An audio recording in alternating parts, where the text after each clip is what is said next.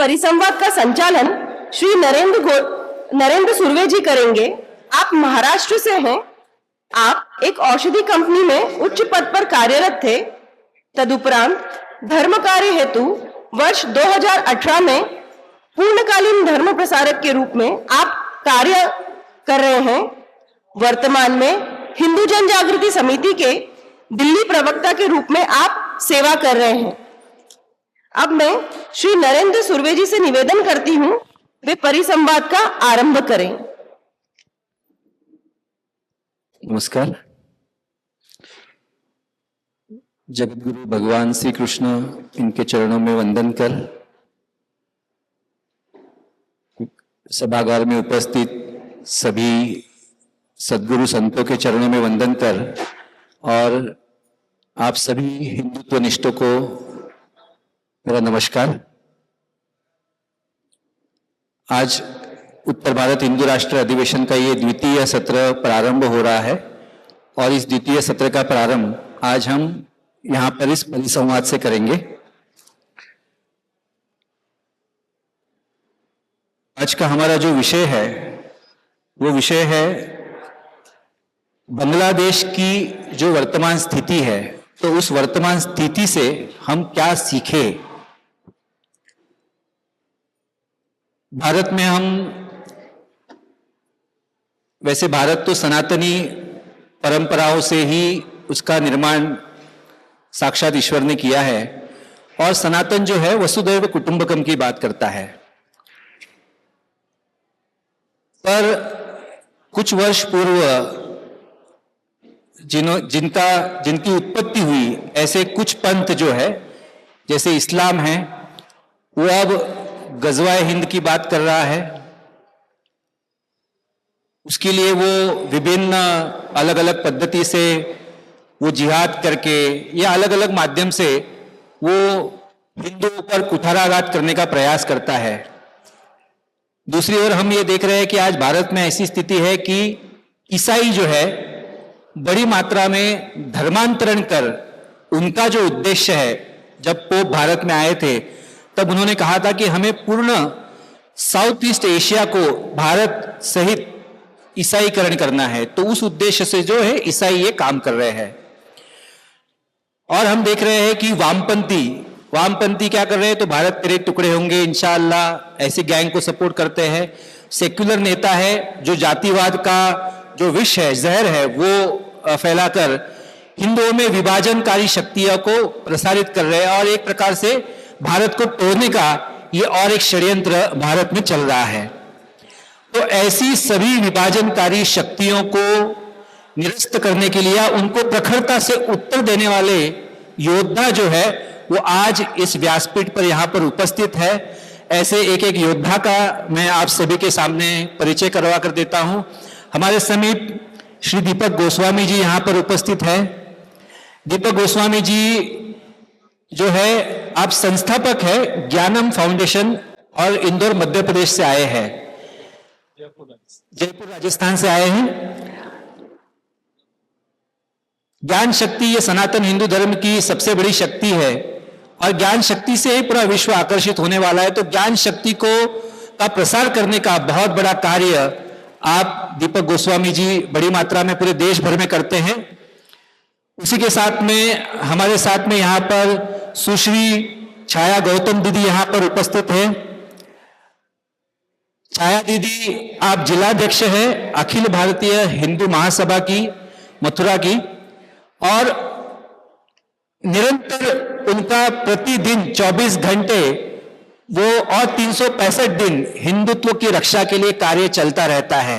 Love जिहाद हो, land जिहाद हो, हिंदू महिलाओं की सुरक्षा के लिए निरंतर वो कार्यरत रहती है। और अभी आपने कुछ दिन पूर्व ये देखा भी होगा कि ताजमहल के अंदर वहां पर जो तेजो महालय मंदिर है, उस तेजो महालय मंदिर में जो अभिषेक करने वाले, जो वहां पर भगवान शिव जी के शिवलिंग पर अभिषेक करने वाले जो कार्यकर्ता थे, वो छाया गौतम दीदी के ही कार्यकर्ता थे। और इसके लिए हम सभी मिलकर सर्वप्रथम उनका अभिनंदन भी करेंगे। हमारे साथ में श्री नीतीश गोयल जी हैं। नीतीश गोयल जी जम्बू टॉक्स इस यूट्यूब चैनल से हैं। जम्बू द्वीप ये सनातन की परंपरा को आगे बढ़ाते हुए सनातन धर्म रक्षा का प्रयास वो अपने यूट्यूब चैनल से निरंतर करते रहते हैं और हिंदुओं में जागृति का प्रयास करते रहते हैं। हमारे साथ में यहाँ पर अधिवक्ता मोहन कौशिक जी आए हैं, आप सोनीपत से हैं। अधिवक्ता मोहन कौशिक जी भी वो वैसे तो अधिवक्ता है पर वो एक कार्यकर्ता की तरह एक एक कार्यकर्ता के लिए वह भी 365 दिन लैंड जिहाद हो, लव जिहाद हो, और अभी कुछ देर पूर्व पिंकी दीदी ने यहाँ पर उनका वक्तव्य रखा तो पति पत्नी दोनों भी मिलकर वो सनातन हिंदू धर्म की रक्षा का कार्य निरंतर करते रहते हैं। तो ऐसे एडवोकेट मोहन कौशिक भी हमारे समीप यहाँ पर उपस्थित है। तो आइए आज की इस चर्चा को हम प्रारंभ करते हैं। सर्वप्रथम मैं दीपक गोस्वामी जी को पूछूंगा। दीपक जी, आज हम बांग्लादेश की स्थिति हम देख रहे हैं कि किस प्रकार से वहां पर स्थितियां बन रही है, तो क्या आपको ऐसे लगता है कि इस प्रकार की जो स्थितियां हैं ये भारत में भी होने की संभावना है, और जो वर्तमान स्थितियां हैं वहां पर उसको लेकर भारत के हिंदुओं ने क्या सबक लेना चाहिए? जय श्री कृष्ण। सबसे पहले तो मैं धन्यवाद देना चाहूँगा हिंदू जन जागृति समिति को कि आपने इतना भव्य आयोजन यहाँ पर रखा। दूसरा, ये जो धरती है इसको प्रणाम करता हूँ, क्योंकि भगवान श्री कृष्ण ने जब दुश्मनों के नाश की शुरुआत की थी तो अपने मुंह में सबसे पहले यहीं की रज जो है, यहीं की मिट्टी अपने मुंह में ली थी और पूरा ब्रह्मांड दिखा दिया था। क्योंकि कृष्ण कहते थे कि मैं सतोगुणी हूँ, लेकिन दुश्मनों का नाश करने के लिए व्यक्ति को रजोगुणी होना पड़ेगा। तो आज हम यहाँ पर सब ये शपथ लें कि हम भी सतोगुण के साथ साथ रजोगुण को भी अपनाएं ताकि हम अपने दुश्मनों का नाश कर सकें। रही बांग्लादेश की बात या हमारे पड़ोसी मुल्क पाकिस्तान की बात, तो वहाँ लगातार हिंदुओं पर जो अत्याचार हो रहे हैं, भारत में भी बहुत सी ऐसी जगह हैं, या मैं क्योंकि पूरे भारत में भ्रमण करता रहता हूँ, भारत में भी हर शहर में एक क्षेत्र ऐसा बना हुआ है जो कि पाकिस्तान, मिनी पाकिस्तान नजर आता है। वहाँ आप और हमको जाते हुए की घबराहट होगी, क्योंकि वहाँ सारे के सारे मुस्लिम लोग हैं। आप वहाँ जाकर अगर चारों तरफ नज़र दौड़ाएंगे तो आपको लगेगा कि आप शायद पाकिस्तान के कराची शहर में या बांग्लादेश के ढाका शहर में खड़े हैं। तो सबसे पहले तो हमारी सुरक्षा के लिए हमको ज़रूरी है कि हम हमारे धर्म का ज्ञान प्राप्त करें, हम हमारी संस्कृति को पहचानें, हम अपने आप को पहचानें। क्योंकि आज का जो युवा है, आज के जो हमारे सनातनी हिंदूवादी लोग हैं, उन्होंने अपनी संस्कृति को कहीं ना कहीं पीछे छोड़ दिया है। वो अपनी जो संस्कृति की पहचान है उसको भूल चुके हैं। तो मैं सबसे पहले यही कहना चाहूँगा कि सबसे पहले तो हमको अपने अंदर झांक कर देखना चाहिए कि हम हिंदू हैं या नहीं हैं। अगर हम मुस्लिमों की बात करें तो आप उनको देखते ही पहचान जाएंगे कि मुस्लिम है, क्योंकि वो छोटा पजामा, लंबा कुर्ता, जालीदार टोपी, वो कहीं ना कहीं नजर आ जाएंगे कि ये मुस्लिम है। लेकिन हिंदुओं को कैसे पहचाने? तो हमको सबसे पहले तो हमारी पहचान, चाहे हमारा एक तिलक हो, चाहे हमारी चोटी हो, चाहे हमारे वस्त्र हो, देखते ही लगना चाहिए कि ये हिंदूवादी है, ये सनातनवादी है। तो हमें शुरुआत अपने आप से करनी पड़ेगी, अपने परिवार से करनी पड़ेगी, क्योंकि जो दुश्मन है वो तो लगातार हमारे ऊपर आक्रमण करेगा ही करेगा। माले गनीमत एक शब्द है जिसमें मुसलमान लोग एक चाहते हैं कि माले गनीमत हो, यानी कि जो भी माल दिखे, जो भी वस्तु दिखे, जो भी जमीन दिखे, जो भी महिला दिखे, जो भी धन दिखे, जो भी गाड़ी दिखे, वो सब हमारा है। तो जब सब उनका ही है तो हमारा क्या बचा फिर? तो हमको सबसे पहले उनके इस बात को तोड़ना होगा। वो तोड़ेंगे कैसे? जब हम अपनी संस्कृति को पहचानेंगे, हम जब सब एक होंगे, क्योंकि जब हम बटेंगे तो कटेंगे, ये सभी जानते हैं। और अभी ये बहुत देरी से नारा आया है, लेकिन ये बहुत परफेक्ट नारा है, ये बहुत साल पहले आ जाना चाहिए था। क्योंकि लगातार जब हम एक साथ रहेंगे तो कोई भी हमारे ऊपर किसी भी तरह का वार नहीं कर सकता, कोई भी हमारे ऊपर किसी भी तरह का आक्रमण नहीं कर सकता। तो सबसे पहले तो जो शुरुआती उसमें मैं मेरे वक्तों में यही कहना चाहूँगा कि सबसे पहले हमको हमारी पहचान बनानी पड़ेगी। हमको सिर्फ शास्त्र नहीं, हमको शस्त्र की भी शिक्षा लेनी पड़ेगी, क्योंकि सिर्फ पुस्तकें पढ़ के आप किसी से युद्ध नहीं लड़ सकते। हमको शास्त्रों के साथ शस्त्र की भी आवश्यकता है, क्योंकि जब शास्त्र होंगे तो दूसरे आत्मशस्त्र भी होंगे। हमको अपने बचाव के लिए, अपने परिवार के बचाव के लिए, अपने समाज के बचाव के लिए, अपने देश के बचाव के लिए शस्त्र बहुत ही आवश्यक है। जैसे अभी दीपक जी ने यहाँ पर गोस्वामी जी ने बताया कि धर्म का आचरण करके धर्म का रक्षण करना बहुत ही महत्वपूर्ण है, और धर्म का रक्षण धर्म के आचरण से भी हो सकता है, क्योंकि आज हम देख रहे हैं कि हम लोग हिंदू, जन्म से तो हिंदू है पर कर्म से हम हिंदू नहीं हैं। तो इसलिए धर्म का आचरण भी एक बहुत ही महत्वपूर्ण बात जो सनातन हिंदू धर्म में है, जिसके कारण मन में वो जो है एक उसके जानने के कारण हमारे मन में धर्म के प्रति प्रेम निर्माण होगा और उसका अभिमान निर्माण होगा। अभी जैसे गोस्वामी जी ने माले गनीमत की बात की, तो इसी को लेकर ये प्रश्न मैं छाया जी को पूछना चाहूंगा कि माले गनीमत जो इस्लाम की एक मूल धारा है, जिसकी विचारधारा है, जिसमें हम ये देखते हैं कि जब जब जिहादी आक्रमण करते हैं तो महिलाओं के ऊपर आक्रमण करते हैं, अत्याचार करते हैं, और बांग्लादेश में भी हमें यही दिखाई दे रहा है। तो आने वाले काल में इससे बचने के लिए भारत में हमें महिलाओं की रक्षा हो, इसके लिए किस तरह से क्या प्रयास करने की आवश्यकता है, इसके बारे में कृपया आप हमें बताइए। राधे राधे। सर्वप्रथम बाहर से आए सभी महानुभावों का ब्रज की नगरी में मैं स्वागत करती हूँ, और क्योंकि ये ब्रज है और मैं ब्रजवासी हूँ तो मेरे ब्रजवासी संत समाज यहाँ बैठा हुआ है, उनका आशीर्वाद लेना चाहती हूँ। हम भी कार्य करते हैं, लव जिहाद पे मैं काम करती हूँ, लैंड जिहाद पे मैं काम करती हूँ। एंटी हिंदू कोई भी गतिविधि अगर मथुरा ज़िले में होती है तो सबसे पहले मैं और मेरी टीम सामने मिलते हैं। बहुत अच्छा संवेदनशील टॉपिक है, इस पर विचार विमर्श करना बहुत ज़रूरी है और कार्य करना भी बहुत ज़रूरी है। अभी बांग्लादेश को देखते हुए हम इतनी गतिविधियां और ये सारी चीज़ें देख रहे हैं, लेकिन बांग्लादेश ही नहीं, मैं बोलना चाहूँगी, 2 मिनट ज़्यादा ले लूँगी बस, कि आप देखोगे कि हमारे प्रवासी हिंदू यूरोपियन कंट्री में बसे हुए हैं, उनके ऊपर भी कितने अत्याचार, कितने आक्रमण हो रहे हैं। अमेरिका देख लीजिए, कनाडा देख लीजिए।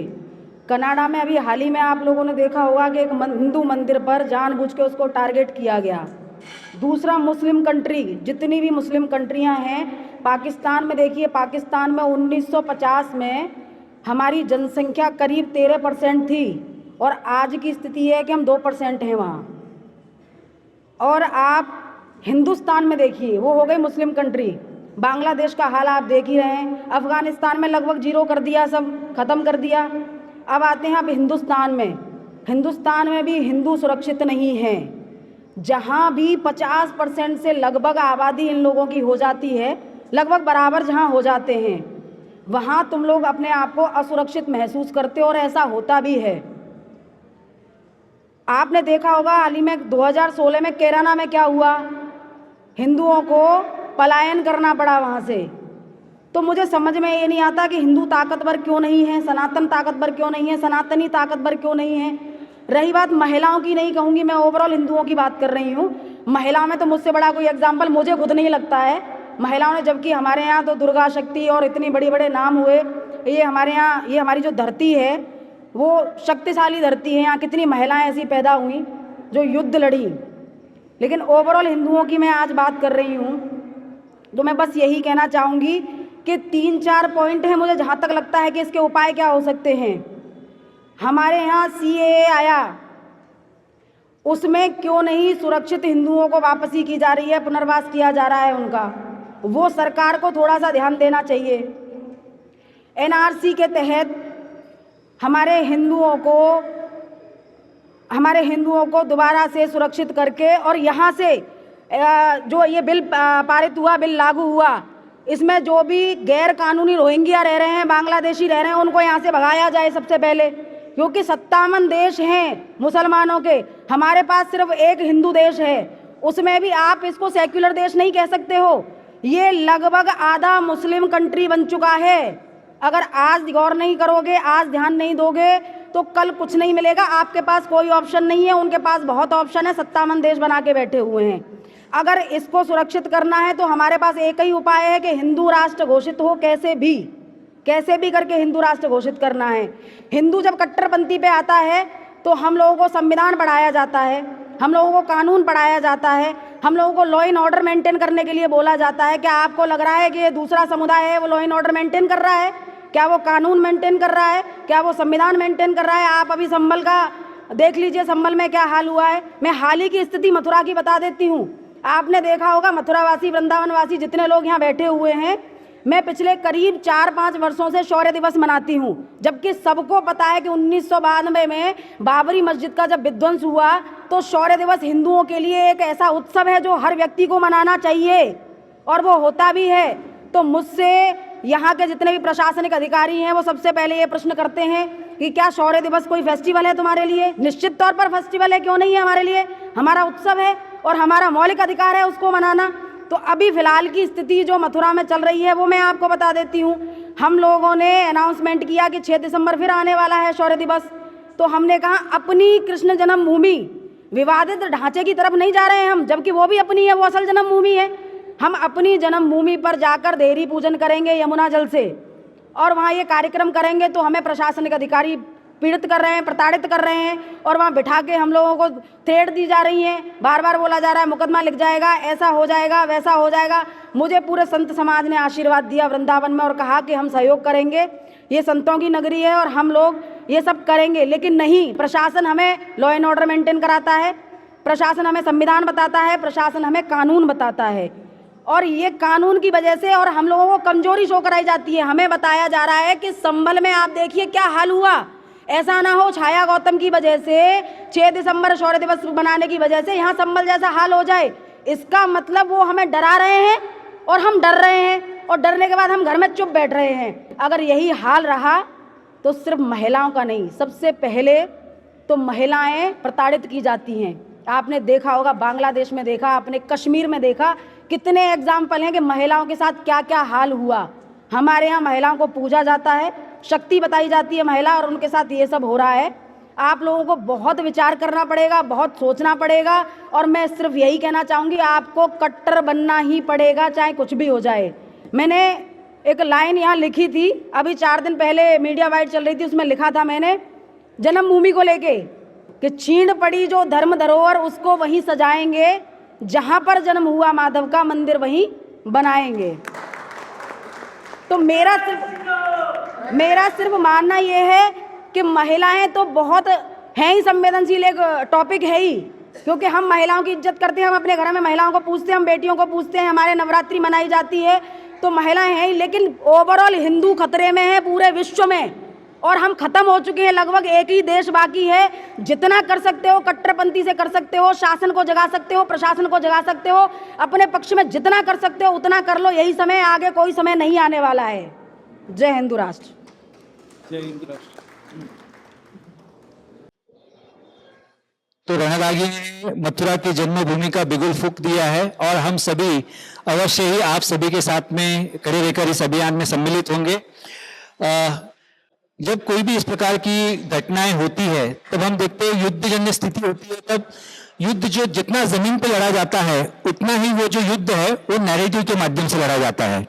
हमने देखा कि फिलिस्तीन ने इजराइल पर हमला किया और बाद में इजराइल ने उसको उत्तर दिया, तो दोषी तो पहले फिलिस्तीन था, पर दोषी किसको बताया जा रहा है? इजराइल को बताया जा रहा है। पूरे विश्व भर में उसको बदनाम किया जा रहा है। तो ये जो रोल होता है, ये रोल होता है मीडिया का। तो ऐसी परिस्थिति जब भारत में निर्माण होगी तो निधि जी, मीडिया का रोल किस प्रकार से और कैसे होगा, इसके बारे में हमें बताइए।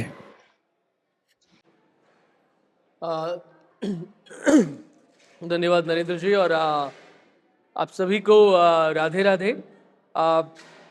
समर्थ को नहीं दोष गोसाई, ये एक पंक्ति आती है, चौपाई आती है।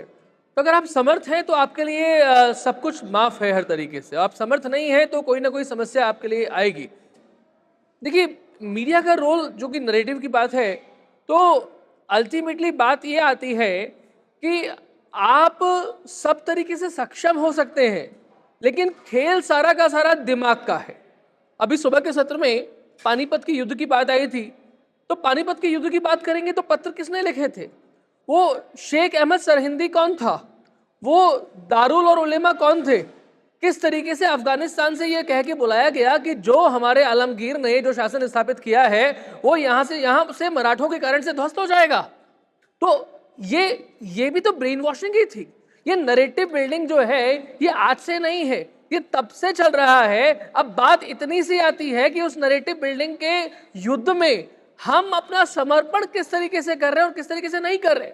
एक गीत की पंक्तियां हैं, चंदन है इस देश की माटी, तपोभूमि हर ग्राम है, हर बाला देवी की प्रतिमा, बच्चा बच्चा राम है। लेकिन राम के उस शौर्य को जितना हम लोग श्री कृष्ण की बात करते हैं, जितना श्री राम की बात करते हैं, तो ऐसा भी बात समझनी पड़ेगी कि भगवान श्री राम ने धर्म का पथ कभी नहीं छोड़ा और किसी अधर्मी को भी कभी नहीं छोड़ा।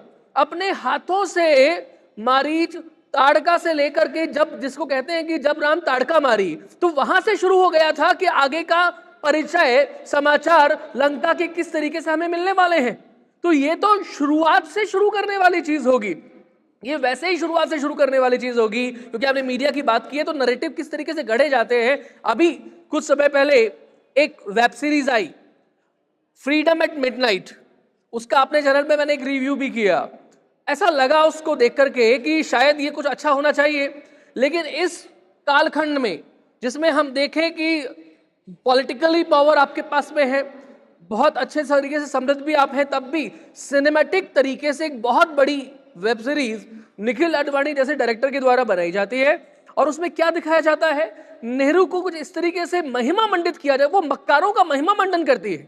वो ये बताती है कि नेहरू अखंड देशभक्त थे और ऐसे देशभक्त थे जो किसी भी कीमत पर भारत का बंटवारा नहीं होने देना चाहते थे। वहां एडविना की तो कोई बात ही नहीं थी। गांधी जी ने जो कहा था कि मेरी लाश पर से भारत का बंटवारा होगा, और उन्होंने लगभग वही कर दिया था। लेकिन सरदार वल्लभ भाई पटेल को एक मूर्ख राजनीतिज्ञ दिखाया गया है, जो हर थोड़ी बात पर यह कहते हैं कि नेहरू तुम सही थे, मैं गलत था। वो हर बात में कॉम्प्रोमाइज करने के लिए तैयार है, समझौता करने के लिए तैयार है। उन्हें ऐसे प्रेडिक्ट किया गया है कि कैसे भी करके एक बार कुछ भी सही हमारे हाथ में आ जाए, हमें आजादी मिल जाए, उसके बाद में बात की बात देखी जाएगी। एक मूर्ख राजनीति के तौर पे उन्हें प्रेडिक्ट किया गया है। ये अभी चल रहा है, ये नैरेटिव्स लगातार चल रहे हैं। जो लोग देखेंगे, जो बच्चे देखेंगे, उनके ऊपर किस तरीके का प्रभाव होगा। वहां पर क्योंकि मैंने पहली लाइन बोली थी, समृद्ध को नहीं दोष गुसाई, तो वहां पर मोहम्मद अली जिन्ना एक बात कहता है। क्या बात कहता है कि बांग्लादेश के समय उधर नोआखाली की तरफ जो सोहरावर्दी ने जो किया, वहां पर हिंदू और मुसलमान थे। लेकिन पंजाब की बात करेंगे तो there is a third player, वहां एक तीसरा खिलाड़ी भी है, और वो तीसरा खिलाड़ी सिख है। तो अगर सिख आपके पास में है तो आप उससे इतने अच्छे तरीके से लड़ नहीं पाएंगे। तो यदि आप समर्थ हैं तो सामने वाला आपके बारे में सोचेगा कि, क्योंकि वो लोग ये स्वामी दयानंद सरस्वती के साथ में भी हुआ, ये स्वामी श्रद्धानंद के साथ में भी हुआ। जब अंत समय में वो लोग ये समझ गए, और राजा छत्रसाल जिन परिणामी महाराज की छत्रछाया में थे, वो परिणामी महाराज औरंगजेब को 14 लोग उन्होंने भेजे थे कि अगर आप जो है वो किसी तरीके से समझ जाएं, लेकिन वो नहीं समझे। परिणामी जी भी इस अंत में समझ गए थे कि इन लोगों को शक्ति के द्वारा ही समझाया जा सकता है, ज्ञान के द्वारा उन्हें नहीं समझाया जा सकता। तो जब तक हम नैरेटिव बिल्डिंग में इस बात को, अपने पुरुषार्थ को, अपने शौर्य को नहीं आगे लेकर के जाएंगे, वैसा नैरेटिव कि भगवान श्री कृष्ण को पता है कि पूरी सेना को लेकर नहीं जाना है, तो कंस को राम और कृष्ण और बलराम दोनों ही मार देते हैं। उसके बाद में जरासंध को कैसे मरवाना है, तो वो भीम के द्वारा उसका काम करवाते हैं। खुद को अकेले कब चलना है, सबको साथ में लेके कब चलना है। और जिस तरीके से बांग्लादेश की जो बात हुई, तो जो एक नैरेटिव आया, इवन संभल की बात आई, तो संभल की बात में जो नैरेटिव आया कि ये जय श्री राम के कारण से हुआ, यानी कि जय श्री राम के नारे को वो ऐसा प्रेडिक्ट कर रहे हैं कि जो जय श्री राम जोर से बोलते हैं वो एग्रेसिव प्रवृत्ति के लोग हैं, वो भड़काऊ लोग हैं। ये जय श्री राम का नैरेटिव हुआ। और जब चिन्मय दास जो हैं, जो चटगांव से आते हैं, वहां पर भी वो कुछ नारे बोलते हैं। तो जैसे ही आप कोई नारा बोलेंगे, जय घोष बोलेंगे, तो आपका नैरेटिव इस तरीके से प्रेडिक्ट किया जा रहा है कि आप भड़काऊ हैं, सामने वाला तो सदा से ही विक्टिम रहा है। वो आपके लिए शांति धूर्त होगा, लेकिन वो संसार के लिए शांति दूत बना फिर रहा है। और ये कैसे हुआ है, इसको समझना पड़ेगा कि पिछले 1000 साल में 700 वर्ष हम इस्लाम से परेशान रहे, तो 200 वर्ष यूरोपियन इवेंजेलिकल फोर्सेस ने हमें परेशान किया, तो 100 साल हमें कम्युनिस्टों ने परेशान किया। तो पिछले 15 वर्षों से कल्चरल मार्क्सिज्म का एक दौर चल रहा है। अगर समय मिलेगा उसके बारे में मैं बोलूंगा कि कल्चरल मार्क्सिज्म किसे कहते हैं, जो लगातार हमारे ब्रेन में दुविधाएं उत्पन्न कर रहा है, और उसके कारण से केवल पाकिस्तान बांग्लादेश नहीं, ये ग्लोबल मार्केट फोर्सेस हैं जो हमारे विरुद्ध आ रही हैं। तो वो पूरा विश्व धर्म के विरोध में है, पूरा विश्व हिंदुओं के और भारत के विरोध में है। ये दो काम इस समय जिस तरीके से चल रहे हैं, दैट इज कल्चरल मार्क्सिज्म और ग्लोबल मार्केट फोर्सेस, जिसको जब तक हम पिंच नहीं करेंगे, उस नैरेटिव को ठीक तरीके से बिल्डअप नहीं करेंगे, तब तक काम नहीं चलेगा। क्योंकि हम लोग शोभा यात्रा निकाल सकते हैं, बात कर सकते हैं, लेकिन एक व्यक्ति जब उसके दिमाग में कोई चीज आती है और जाती है, तो 1 घंटे का वो पूरा का पूरा प्रसंग उसको आमूल चूल उसका परिवर्तन कर देने के लिए काफी होता है। और ऐसे बहुत सारे लोग हमारे सभागार में भी बैठे हुए हैं जिन्होंने अपना जीवन इसके लिए देना शुरू किया, केवल एक छोटी सी घटना के कारण से। जी, कल्चरल मार्क्सिज्म यानी सांस्कृतिक मार्क्सवाद, ये एक बहुत बड़ा गंभीर विषय है और ये नीतीश जी ने सामने रखा है। तो नैरेटिव क्रिएट करना, नैरेटिव बिल्ड करना एक बहुत बड़ा विषय है, जिसके कारण आज यानी जमीन पर तो आप युद्ध जीत जाते हैं, पर यदि आप नैरेटिव में युद्ध हार गए तो फिर आप खुद एक तरह से युद्ध हार सकते हैं। इस प्रकार से ये हो सकता है, इसलिए नैरेटिव बिल्डिंग एक बहुत महत्वपूर्ण बात है। अब हम जब न्याय व्यवस्था की बात करते हैं, तो अभी जैसे हम बांग्लादेश में देख रहे हैं कि वहां पर जब न्यायालय निर्णय दे रहा है, तो न्यायालय के ऊपर जिहादी वहां पर दबाव निर्माण कर रहे हैं। वहां पर एक अधिवक्ता, उसकी हत्या कर दी गई बांग्लादेश में। भारत के अंदर अब न्यायालय कुछ निर्णय देते हैं, तो जैसे कर्नाटक में हमने देखा, वहां पर एक न्यायालय ने हिजाब के विरोध में वहां पर एक निर्णय दिया, तो इनको धमकी दी गई। आज संबल में जो न्यायाधीश है, जिन्होंने आदेश दिए हैं, या और भी न्यायाधीशों के ऊपर आज भारत के सेक्युलर राज्यकर्ता हैं, उनके ऊपर प्रश्न चिन्ह निर्माण कर रहे हैं, उनके विरोध में बात कर रहे हैं, जिहादी उनके विरोध में बात कर रहे हैं। तो एक प्रकार से न्यायालय ऊपर भारत में भी एक दबाव निर्माण करने का प्रयास किया जा रहा है, और न्यायालय में भी किस प्रकार से बदलाव हो रहे हैं, इसमें एक घटना मैं आज की बताना चाहूंगा। आप सभी ने शारजील इमाम का नाम सुना होगा। तो आज शारजील इमाम की जो बहन है, उसने न्यायिक परीक्षा पास करके वो बिहार में जज अपॉइंट कर दी गई है। तो इस प्रकार के जज जब भारत की इसके अंदर होंगे, भारत के सिस्टम में होंगे, तो मुझे बताइए कि किस प्रकार से ये हमें न्याय मिलेगा।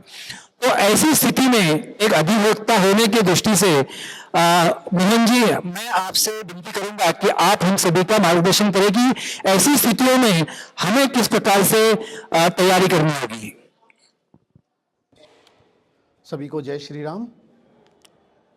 इस मथुरा वृंदावन की पावन भूमि को मेरा बार बार प्रणाम। विषय इतना ज़्यादा संगीन है कि इस पे डिटेल में चर्चा होनी चाहिए। अभी मैं आपको एक छोटी सी बात बताता हूँ। अभी कोई न्यायालय का निर्णय हुआ, जैसे संभल का ही हुआ, वहाँ तो जो हरिशंकर जी थे वो खुद गए थे। अब जब कोई टीम वहाँ पर जा रही है सर्वे करने के लिए, जिहादियों को पता है कि प्रशासनिक अधिकारियों के, पुलिस वालों के काम करने का एक तरीका है, उसमें अगर विघ्न पैदा कर दी जाएगी वे करेंगे नहीं। अब ये जब वहाँ पर जाते हैं तो उससे पहले ही वहाँ पर इतनी ज़्यादा भीड़ इकट्ठी होगी। उन्होंने वहाँ पर नारे तकबीर के, अल्लाह अकबर के नारे लगाए, पत्थर लेके आए, शोर मचाया। प्रशासनिक अधिकारियों के, हालांकि उनकी तैयारी पूरी थी, फिर भी उनके हाथ पैर फूले हुए थे। वो तो उन्होंने अंदर जाके जो मस्जिद कमेटी थी उसके साथ बातचीत करके किसी तरह सर्वे पूरा कर लिया और ये वहाँ से किसी तरह बच के निकल आए। लेकिन मैं आपको बताता हूँ, हमारे यहाँ सोनीपत के अंदर करीबन 1.5 लाख रोहिंग्या आज की डेट में अवैध रूप से रह रहे हैं, जो कमोवेश आप देखेंगे हर एक आदमी के शहर में, हर एक शहर में आप देखोगे इस चीज़ को कि आपके शहर में ना करीबन इतने ही कोई ऐसे सुनसान जगह, जैसे कि रेलवे का ब्रिज है, खाली जगह पड़ी हुई है, गवर्नमेंट लैंड पड़ा हुआ है, वहाँ पर वे रह रहे हैं आराम से। उनको क्या चाहिए? पानी चाहिए, बिजली चाहिए। बिजली वे चोरी करेंगे, ठीक है। पानी जिस आदमी ने उनको ज़मीन दी है 10,000 रुपये में, मान लो थोड़ी देर के लिए 10,000 रुपये में 1 एकड़ ज़मीन दे दी या 1 बीघा ज़मीन दे दी, उसमें आराम से रह रहे हैं। उसने क्या करना? सुबह पानी भरवा देना उनका। अब उन लोगों को पानी मिल गया, बिजली चोरी कर ली उन लोगों ने। अब दिन भर वे क्या करेंगे? सोएंगे आराम से। रात को क्या करेंगे? वे निकलेंगे और जो बोतलें हैं या इधर कचरा ये पड़ा हुआ ना प्लास्टिक, वेस्ट पड़ी है उसको उठा लेंगे, फिर दिन में ट्रक आएगा भर के चला जाएगा। इस तरह से ये क्या करते हैं, रात में कूड़ा बीनने का काम करते हैं, प्लास्टिक वगैरह, और इस तरह से चला जाता है। इसके अलावा एक चीज़ और देखी मैंने नोटिस करके कि बस भर के आएगी दिन में, आपके शहर के मेन चौक पे खड़ी हो जाएगी वो बस, उसमें सारे के सारे ये जिहादी, ये जो बांग्लादेश से आए हुए होंगे या रोहिंग्या होंगे, डबल डेकर बस होगी वो, उसमें बैठे होंगे, आए होंगे जैसे घूमने फिरने के लिए आते हैं। अब क्या होगा, वो बस खाली हो जाएगी और वे सारे के सारे बस चली जाएगी और वे वहीं रह जाएंगे। मैं सोचता हूँ ये लोग खप कहाँ रहे हैं। तब मेरे को पता लगा कि जो नई नई बिल्डिंग बन रही है, बिल्डर हैं, ठीक है, वहाँ पर क्या है, क्योंकि वो शहर से थोड़ा दूर हटके नई बिल्डिंग बन रही है, ठीक है, वहाँ पर काम करने वाली आया भी चाहिए, गार्डनर भी चाहिए, कारपेंटर चाहिए, प्लम्बर चाहिए, सब कुछ चाहिए।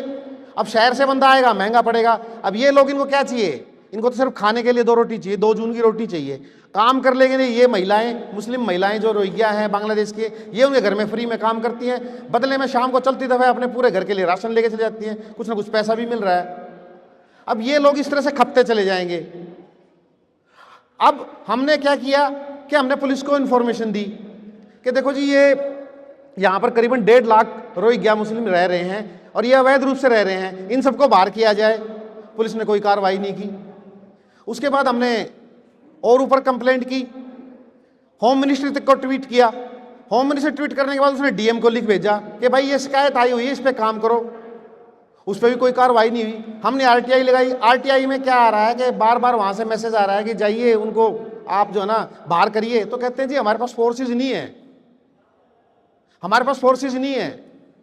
अब एक आदमी जो इन पे लगा हुआ है कितना करेगा, कितना जाएगा, एक लिमिट है मेरे काम करने की, उसके बाद में देखो नहीं हो रहा तो मैं छोड़ दूंगा। सबका यही हाल है। अब यही बात क्या है कि अब कोई कानून, कोई आदेश पास हो गया है, उस आदेश की इम्प्लीमेंट होनी है, उस इम्प्लीमेंट को प्रशासन करेगा ही नहीं, कह देगा नहीं हो पा रहा भाई, क्या करें, कैसे करें, वहाँ पर इतनी समस्याएं हैं जी, वहाँ पे इतनी पब्लिक है, जेनोसाइड हो जाएगी, बलवा हो जाएगा, लोगों के घरों में आग लग जाएगी। अब मैं आपसे पूछता हूँ, आप किसी गली में रह रहे हैं, किसी शहर में रह रहे हैं, वहाँ पर 10 आदमी आ जाएं जिनके हाथ में मशाल है, गन है, या कुछ नहीं ईंट पत्थर ही है, और वे किसी घर में घुस के किसी महिला को उठा ले जाएं, या किसी घर में किसी को मार दे जाके, या और नहीं तो क्या है रोड पे खड़ी गाड़ियों के शीशे तोड़ दे, तो कौन आएगा भाई बचाने के लिए? पुलिस नहीं आएगी। मैंने खुद अपनी आंखों से देखा है, 2016 में हरियाणा के अंदर जाट दंगे हुए थे, पुलिस वालों को इन्फॉर्म किया, पुलिस घर से बाहर नहीं निकली, जो फंस गया मार दिया, पीट दिया, आग लगा दी, घरों में आग लगा दी, सब कुछ कर दिया, पुलिस नहीं आई बचाने के लिए। सीए के दौरान आपने देखा होगा जब दंगे हुए हैं, पुलिस नहीं आई, पुलिस नहीं आएगी बचाने के लिए, कभी पुलिस नहीं आती। इसमें एक बात आपको बताता हूं मैं, कानपुर में एक छोटी सी जगह है जिस मोहल्ले का नाम है आहत्ता मोहल्ला, आप नेट पे सर्च कर लीजिएगा, 2020 की बात है जब सीए के दंगे हो रहे थे। वहां पर क्या हुआ, एक छोटा सा संगठन था जिसमें 75 बच्चे थे, इकट्ठे रहते थे वे, जिस तरह से अब मंगलवार वाले दिन हनुमान चालीसा का पाठ कर लिया, एक संगठन, छोटा सा संगठन था, और वहां आसपास ना दूसरी जगह पे मुस्लिमों का कब्जा था। अब उनको जो ना वो संगठन अखड़ता था, क्योंकि वे वहां जाके दुकान किराए पे नहीं ले सकते, वहां आ नहीं सकते, तो उन्होंने कहा ये मौका है, इनको यहां पर अब ठिकाने लगा देते हैं। करीबन 1500 मुस्लिमों की भीड़ कानपुर में आता, वहां पे जाके अटैक कर देती है दुकानों पे। अब वे जो बच्चे हैं ना क्या करते हैं, वे 75 बच्चे, वे भी अपना जो भी उनके पास है, कुछ अवैध असले इनके पास भी है और तलवार वगैरह जो भी कुछ उनके पास है, ये भी आगे आ जाओ भाई, या तो मरेंगे या मार देंगे। हिंदू की यही बात है, या तो लड़ेगा नहीं, लड़ेगा तो फिर या तो मरेगा या मार देगा, पीछे नहीं हटना आता हम लोगों को, या तो हम मरी जाएंगे या मार देंगे, या तो लड़ेंगे ही नहीं, लड़ेंगे तो फिर फैसला ही कर देंगे। अब इन 75 बच्चों ने, आप यकीन करना, सर्च कर लेना, उन 1500 जिहादियों को भगा भगा के मारा है।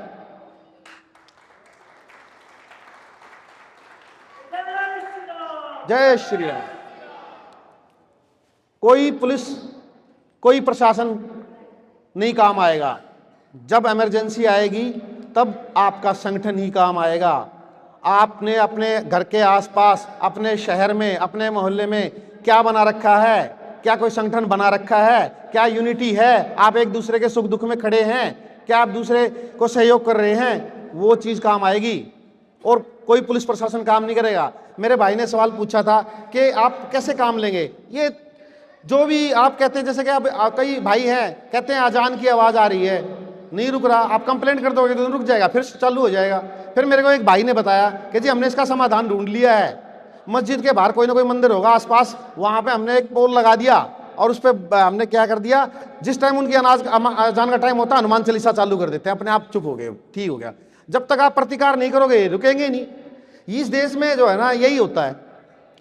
तो ठीक है, हम अपना हिंदू हैं, हमारा तरीका ये है, हम लोकतांत्रिक तरीके से लड़ेंगे, लेकिन एक टाइम के बाद हथियार तो हमें भी उठाने पड़ेंगे। जय।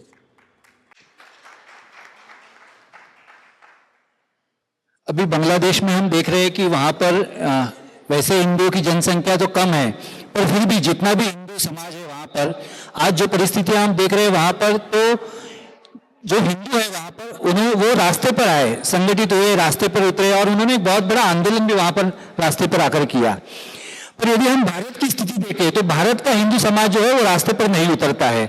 इस कारण जो हमारे राजनेता है या हमारा तंत्र है उसके ऊपर दबाव नहीं निर्माण होता है। तो मैं गोस्वामी जी को पूछना चाहूंगा कि हम क्या करें जिससे हम भारत के हिंदू समाज को भी रास्ते पर लेकर आकर एक प्रकार से उनको आदत डालें कि हाँ, हमें अब हिंदू धर्म की रक्षा के लिए रास्ते पर उतरने की आवश्यकता है। देखिए, सबसे पहले तो हमें जो हमारे इतिहास में अधूरा ज्ञान दिया गया है उस ज्ञान को हमको पूर्ण करना चाहिए। हमें शुरू से यही पढ़ाया गया है कि अहिंसा परमो धर्म, अहिंसा परमो धर्म, अहिंसा परमो धर्म। सिर्फ ये एक लाइन पढ़ाई गई है, हमको पूरी लाइनें नहीं बताई गई। अहिंसा परमो धर्म, धर्म हिंसा तथैव च। अगर धर्म की रक्षा के लिए हिंसा भी करनी पड़े तो करनी चाहिए। अधूरा ज्ञान जब तक रहेगा तब तक हम यूं ही भटकते रहेंगे, तब तक हम यूं ही अधूरे रहेंगे और तब तक हम दुश्मनों से ऐसे ही मार खाते रहेंगे। तो सबसे पहले तो हमें पूर्ण ज्ञान प्राप्त करना चाहिए। साथ ही जैसे कि हम श्रीमद् भगवत गीता देखते हैं, हमने महाभारत टीवी चैनल्स पर भी देखी, लेकिन हमने उससे सीखा क्या? जब भगवान श्री कृष्ण अर्जुन का रथ चला रहे थे, सारथी बने हुए थे, और कर्ण का चक्का जब जमीन में धंस गया था और जब कर्ण उस चक्के को निकालने के लिए नीचे उतरा और चक्के को बाहर खींच रहा था, तब भगवान श्री कृष्ण ने कहा कि हे अर्जुन, चला अपना तीर और मार दे, इसका विनाश कर दे इसको। तब अर्जुन ने कहा कि इस निहत्थे व्यक्ति को मैं कैसे मार सकता हूं, इसके हाथ में तो कुछ हथियार भी नहीं है, तो ये तो पाप होगा, महापाप होगा, मैं इसको कैसे मार सकता हूं। जब भगवान श्री कृष्ण मुस्कुराए और मुस्कुरा कर उन्होंने कहा कि जो व्यक्ति जैसा होता है उसको वैसी ही सजा मिलनी चाहिए। क्योंकि जब कर्ण ने तुम्हारे पुत्र, तुम्हारे युवा पुत्र अभिमन्यु को मारने के लिए 7 महारथियों के साथ में खड़े होकर इसने भी तुम्हारे पुत्र का वध किया था, तब इसके नियम कहां गए थे, जब इसका कानून कहां गया था। तो जैसा व्यक्ति होता है उसके साथ वैसा ही व्यवहार करना चाहिए। ये आपको और हमको सबको शपथ लेकर यहां से जाना चाहिए, क्योंकि किसी के प्रति भी हमको कोई ऐसी भावना नहीं। जो दुर्भावना वाले व्यक्ति हैं उनके तो भावना को कोई काम ही नहीं होता है। तो इसलिए दुर्भावना वाले व्यक्तियों के लिए कोई भी तरह की भावना हमको नहीं रखनी चाहिए। जो जैसा है उसको वैसी ही सजा मिलनी चाहिए। तो हमको एक तो इस तरह के जो अधूरा ज्ञान है उसको पूर्ण करना चाहिए, साथ ही सामने वाला व्यक्ति जैसा आपके साथ व्यवहार कर रहा है वैसा ही आपको व्यवहार करना चाहिए। दूसरा, हम लोग ये सोचते हैं कि देश जो है वो संविधान से चलता है। मैं ये मानता हूं कि देश संविधान से नहीं, देश जो देश का शासक होता है उसके अनुसार चलता है।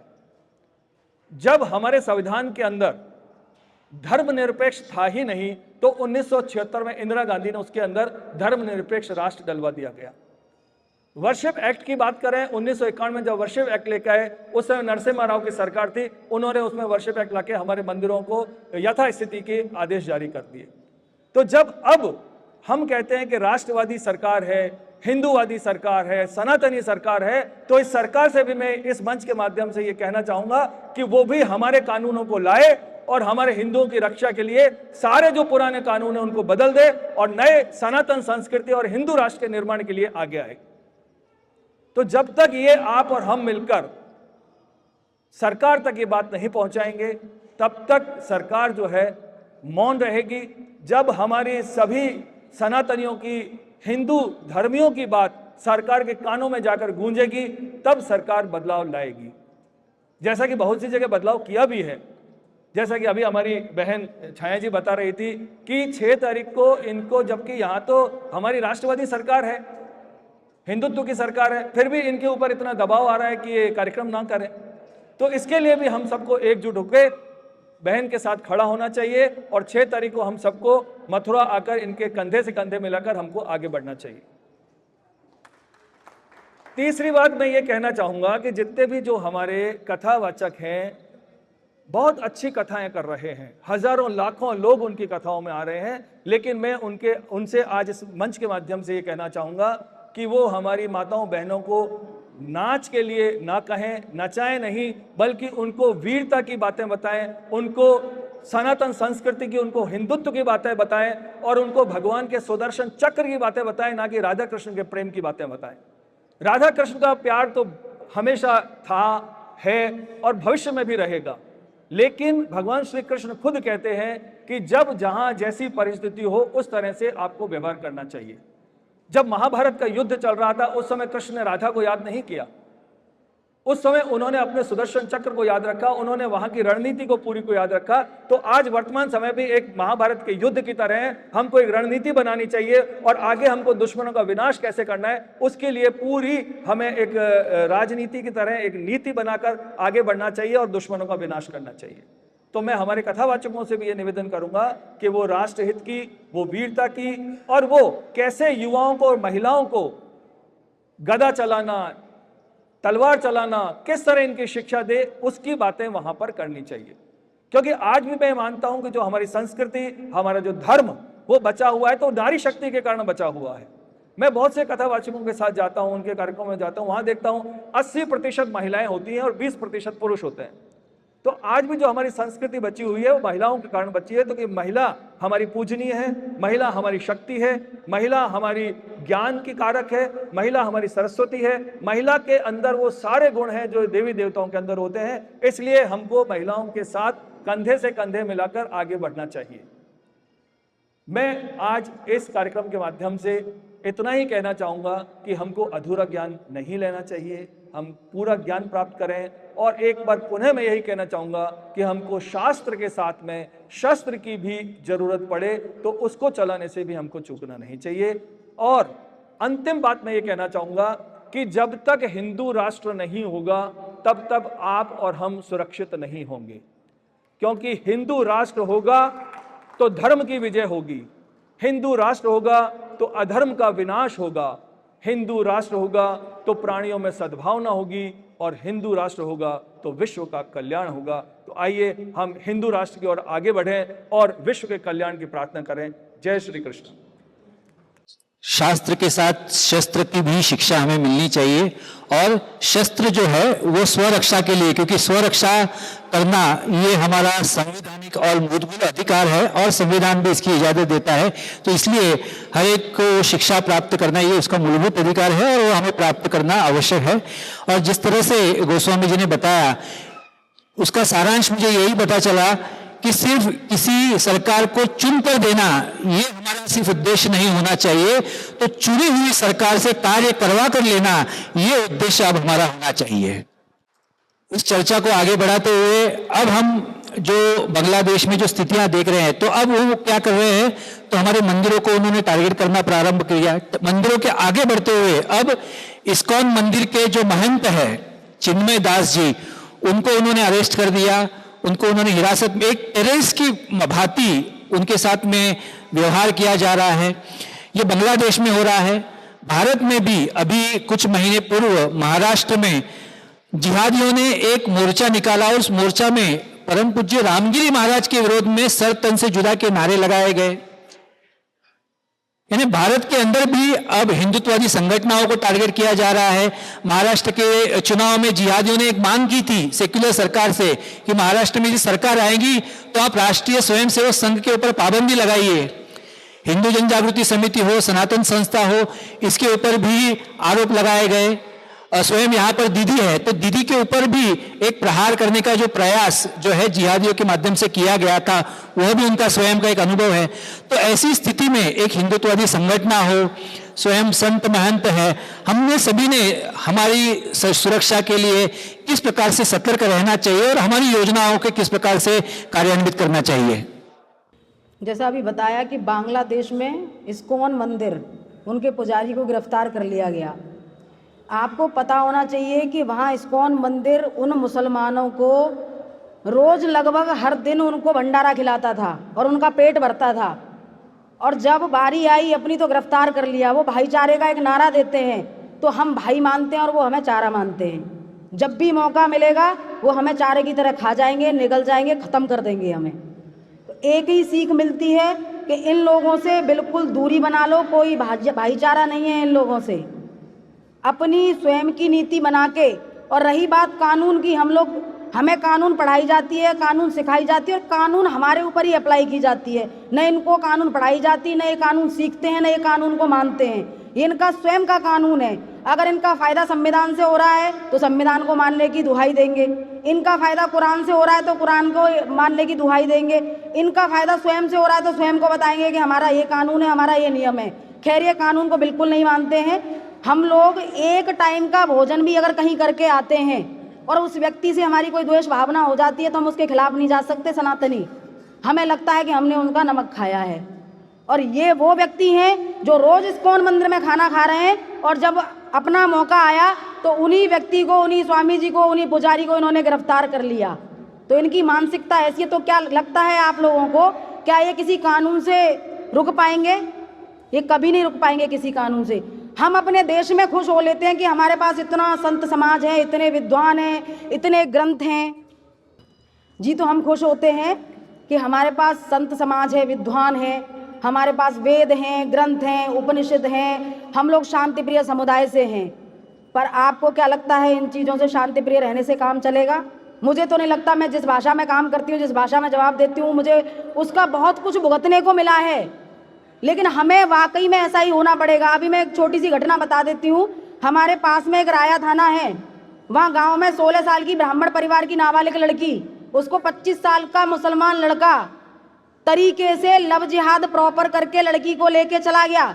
6 दिन हो गए, प्रशासन ने ढूंढा, नहीं मिली लड़की।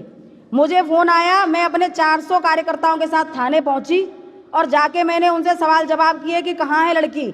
ऐसा आपको लगता है कि 24 घंटे के अंदर कोई भी किसी भी मामले का खुलासा प्रशासन नहीं कर सकता? इतना ताकतवर नहीं है प्रशासन?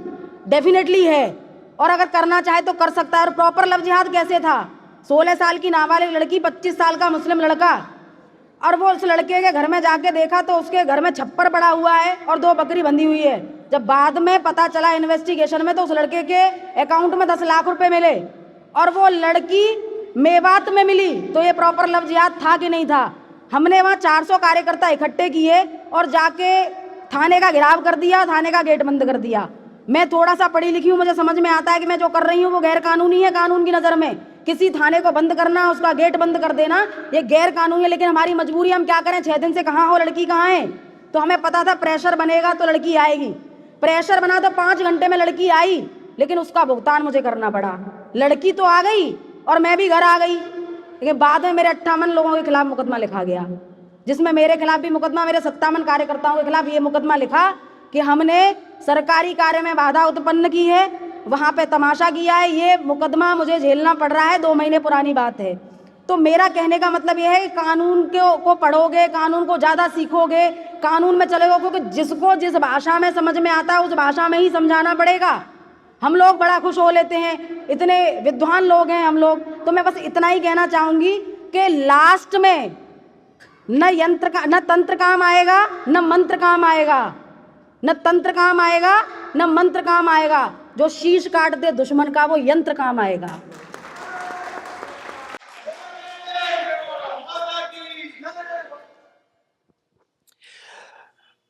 चर्चा को आगे बढ़ाते हुए नीतीश जी, आपके पास मैं आना चाहूंगा। नीतीश जी, गृह युद्ध की स्थिति में हिंदुत्ववादी मीडिया का रोल जो है बहुत ही महत्वपूर्ण होगा। तो क्या अब ऐसी स्थिति में हमें ऐसे करना होगा कि हिंदुत्ववादी जो मीडिया है उसके एकत्रीकरण के लिए कार्य करना आवश्यक है? धन्यवाद नरेंद्र जी। देखिए, मीडिया के साथ में जो आपने शब्द लगाया है हिंदुत्ववादी, तो ऐसा ढूंढना बहुत मुश्किल है पहले तो, क्योंकि बहुत ज़्यादा है नहीं। तो बिकॉज एकेडमिशिया पर जिनका नियंत्रण है वो हम सब लोग जानते हैं बहुत अच्छे तरीके से, कल्चरल मार्क्सिज्म और ग्लोबल मार्केट फोर्सेस हमने बोला, लेकिन नैरेटिव किस तरीके से बिल्ड किया जाता है और उसमें मीडिया किस तरीके से अपना रोल अदा कर सकता है। और क्योंकि अभी जो कौशिक जी ने कहा 75 बच्चों ने 1500 जिहादियों के समाचार ले लिए, तो इस बात पर जब आप बोल रहे थे, गोपाल जी ने नेताजी सुभाष चंद्र बोस पर एक कविता लिखी थी। उसकी शुरुआती लाइनें कुछ इस तरीके से थी कि वह खून कहो किस मतलब का जिसमें उबाल का नाम नहीं, वो खून कहो किस मतलब का आ सके देश के काम नहीं, वो खून कहो किस मतलब का जिसमें जीवन न रवानी है, जो परवश होकर बहता है वो खून नहीं है पानी है। तो ऐसे में उन युवाओं के मर्म को हमें कचोटना पड़ेगा, उन्हें सब कुछ याद दिलाना पड़ेगा। कैसे आपको प्रताड़ित किया गया था, कैसे 46 में क्या हुआ था, 1905 में क्या हुआ था, 1975 में, 71 में, 62 में, 65 में क्या हुआ था, भागलपुर में क्या हुआ, 2000 में क्या हुआ, ये सब आपको बताना पड़ेगा। लेकिन ये भी बताना पड़ेगा कि क्या क्या कैसा कैसा प्रतिकार आपने किया कि 25 वर्षों में जो जिहादी मानसिकता विश्व में कहीं भी जाती है तो भूगोल बदल देती है, परिदृश्य बदल देती है, लेकिन 1000 वर्ष बाद भी नाम के या काम के अगर 100 करोड़ हिंदू यहां पर इस देश में है, तो इस मिट्टी में कोई तो तत्व है जिसके कारण से इस परंपरा को मानने वाले, भगवा धारण करने वाले, भगवा ध्वज को वाहक लेकर के आगे बढ़ने वाले आज लोग हैं, और वो कोई कारण है। मैं आपको एक उदाहरण देता हूं। गत वर्ष मैं विश्व हिंदू कांग्रेस में भाग लेने के लिए बैंकॉक, थाईलैंड गया। बैंकॉक का नाम लेते ही लोगों के दिमाग में अलग परिदृश्य आता है। देव दीपावली थी उस दिन। जब बैंकॉक में हम गए तो वहां पर श्री अयोध्या जी के भी दर्शन होते हैं। वहां पर एक नदी है, वहां पर जिस तरीके से गंगा जी में हम दीपदान करते हैं, वहां पर सुंदर तरीके से महिलाएं अच्छा रंग रूप, अच्छे वस्त्र धारण किए हुए, आपको लग ही नहीं सकता था कि आप उस बैंकॉक में हैं जिसका नैरेटिव बिल्ड किया गया है। पीछे हमारे अग्रज राहुल दीवान जी हैं, वो उनके बारे में इसी गोवा में लास्ट ईयर मुझे एक बात मालूम चली कि वो जब अंकोर वाट कंबोडिया गए तो वहां का परिदृश्य देख करके व्यक्ति की आंखें भर आई और एक युवा जो है वो अपना पूरा जीवन हिंदू हित के लिए आगे बढ़ाने में लग गया। ऐसे में व्यक्ति के मन को कचोटने वाला नैरेटिव भी आपको निर्माण करना पड़ेगा। मैं अभी 7 दिन की यात्रा पर अयोध्या जी, वाराणसी, चित्रकूट और प्रयागराज गया अपने 2 छोटे बच्चों को लेकर के, एक 5 साल का, एक 10 साल का, केवल इस कारण से कि उन 2 बच्चों में ये बात आए कि त्रिवेणी संगम जो है वहां पर गंगा जी और यमुना जी मिलती है तो प्रकृति का कैसा अद्भुत दृश्य वो होता है। ये बात शुरुआत से आपके मन में आ जाएगी तो किसी की हिम्मत नहीं होगी, किसी की औकात नहीं होगी कि आपको अपने पथ से थोड़ा सा भी विचलित कर दिया जाए। लेकिन कम्युनिकेशन स्ट्रेटेजी वो आपकी प्रॉपर होनी चाहिए, और कम्युनिकेशन स्ट्रेटेजी के आप नहीं, शायद वो ज्यादा उस्ताद थे, इसलिए आप एकदम से अगर पॉलिटिकली बात करें तो 2024 में आप 240 पर आ गए 400 से।